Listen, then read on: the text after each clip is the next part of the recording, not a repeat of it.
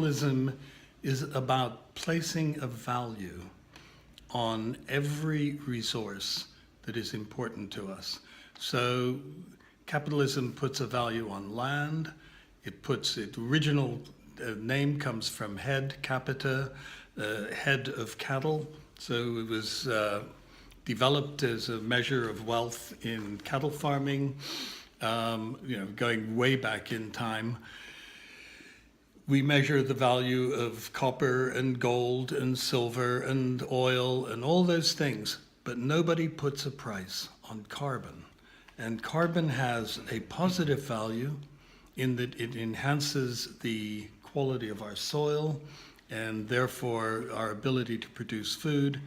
And it has a negative value because if we lose it from our soil, we lose the quality and structure and value of our soil, and we are putting it in the atmosphere where it leads to global warming. So the capitalist system has failed by failing to put a value on carbon.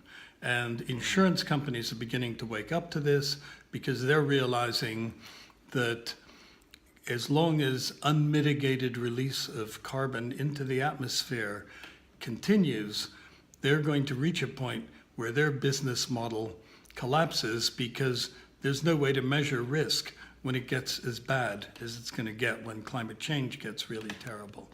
Agribusiness have a vested interest in not measuring carbon. If you had to pay even today's low carbon market price for the amount of carbon that goes into making nitrate fertilizer, phosphates, potassium-based fertilizers, herbicides, pesticides, large machinery, all of the mechanics that enable industrial agriculture to compete, even though it only produces 1 calorie of food for every 12 calories of fossil fuel that goes into it. We can get away with it because fossil fuels are too cheap and they're very abundant. But we're not paying the price of climate change when we apply nitrate fertilizer, for example. We're not building that into the cost of our food. If we priced carbon and we had to pay when we used carbon, when we put carbon into the atmosphere, nitrate fertilizer, for example, uses 8 tons of carbon to produce 1 ton of fertilizer. Even at a price of $20 a ton, that would be $160 on the price of a ton of fertilizer. That would make farmers think twice. And at the same time, the organic farmer who is sequestering, about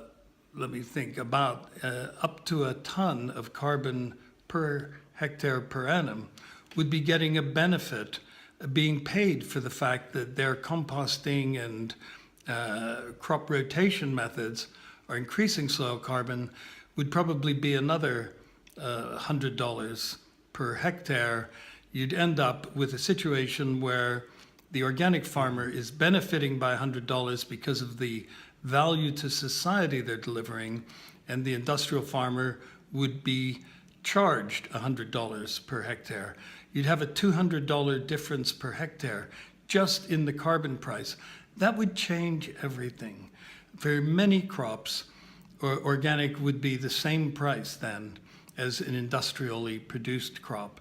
And in many crops, organic would actually be cheaper. That's the tipping point I think we have to achieve. We have to make people pay when they make a mess in making food. When they destroy the environment, they destroy our soil. We're losing 30 football fields a minute. Every minute, that much land goes out of production worldwide. Not 1 football field a minute is an organic one. They're doing the opposite. They're increasing the fertility and the structure of soil, while industrial farming is breaking it down, filling the seas with the valuable nutrients and soil that has been built up over thousands, millions of years as our heritage from nature, and we're just chucking it away because nobody has to pay for that. So, what can consumers do? The hard answer is pay more for your food, because the agribusiness lobby has won the argument in the corridors of power. They can afford, the consumers don't have the lobbyists that agribusiness has. So when Monsanto and Bayer go to Washington or go to Brussels and twist people's arms, they get their way, and they make sure that they're never going to have to pay for the damage that the systems that they profit from is causing.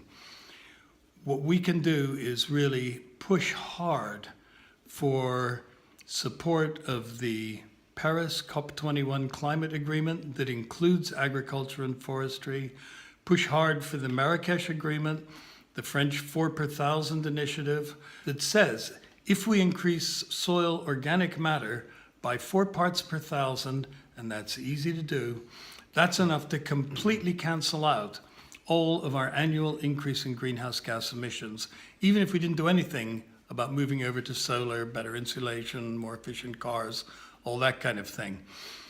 If you go to a biodynamic farm, I was one in Italy last year, they are sequestering 7 parts per thousand. If everybody farmed like that biodynamic farm, which is a mix of sheep pasture, forest, wheat, vineyards, they produce wine, vegetables. It's almost a microcosm of global agriculture. They're sequestering 7 parts per thousand. If everybody farmed like them, every year we would be reducing atmospheric greenhouse gas levels by 12 billion tons. That's the increase every year is 16 billion tons. Just farming to 4 parts per thousand would get rid of that.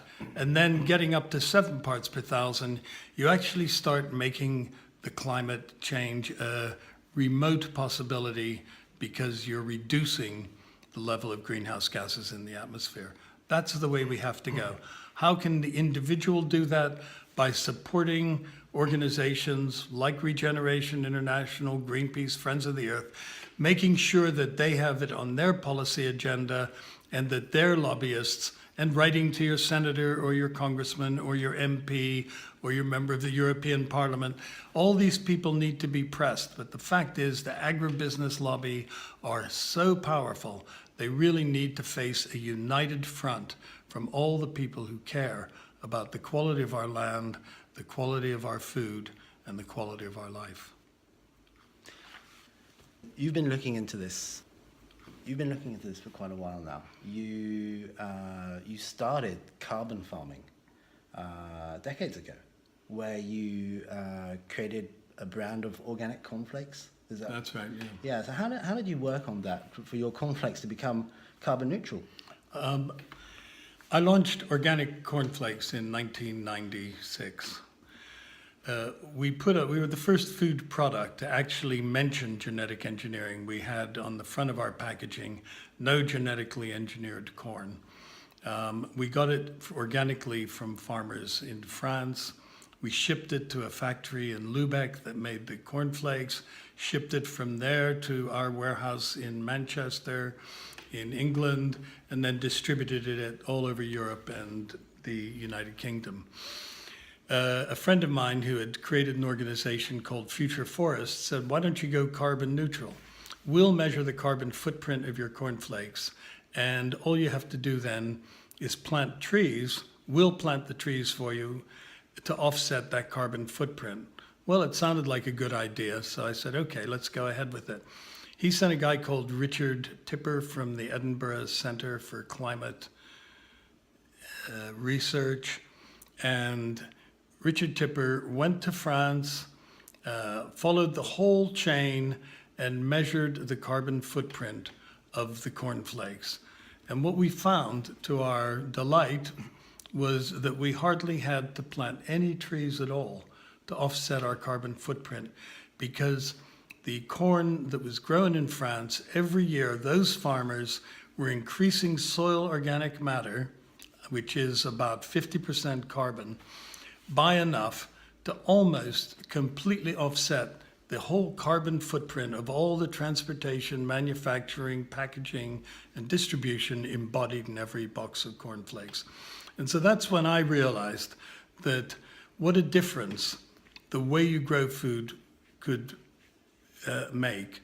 And at the time we called it carbon farming. I even registered a domain called carbonicallygrown.com.org, etc., thinking that it was the way of the future. Well, that was only 20 years ago, so I suppose I just need to learn more patience, but I thought things would happen a bit more quickly than they have.